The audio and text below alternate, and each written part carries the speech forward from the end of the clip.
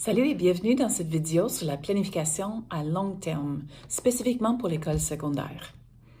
La planification à long terme présente quelques différences très importantes à l'école secondaire par rapport à cégep et à l'université.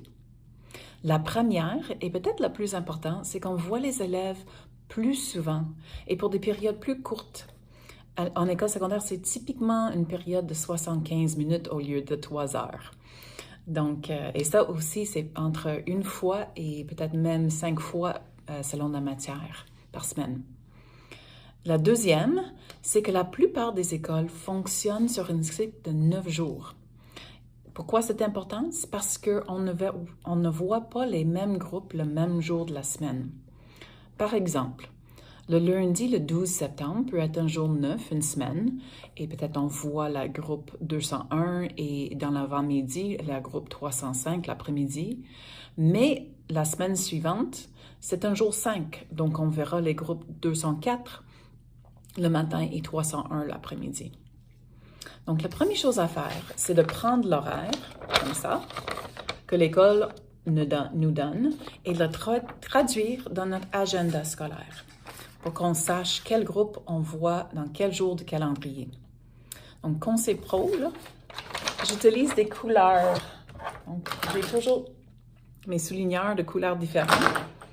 Et ça m'aide à regarder tout de suite c'est quel groupe à quel moment, visuellement.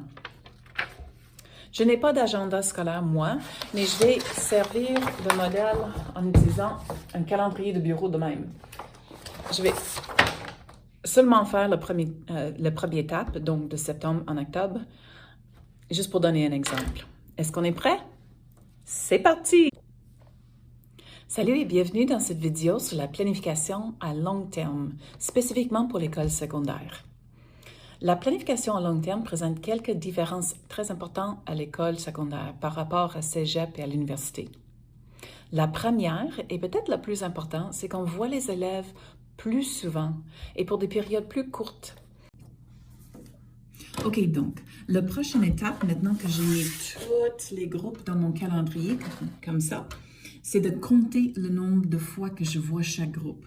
Donc ici, par exemple, j'ai groupe 101, 201 et 301. Donc, je vais faire la différence. Donc, je compte 101, 1, 2, 3, 4, 5, 6, 7, 8, 9, 10, 11, 12 fois pendant le mois de septembre. Le groupe 201, 1, 2, 3, 4, 5, 6, 7, 8, 9, 10, 11 fois aussi. Mais le groupe 301, je le vois 1, 2, 3, 4, 5, 6, 7, 8, 9 fois seulement. Donc, il y a une différence entre le nombre de fois que je peux voir un groupe, juste selon le calendrier, les journées pédagogiques ou les congés de vacances qui arrivent. Donc, dès que j'ai mon calendrier, de fait, la prochaine étape, c'est de compter combien de fois on voit un groupe par cycle ou par mois ou par étape. Et de là, la prochaine étape, ça va être de mettre le nombre de cours dans une table pour faire la planification.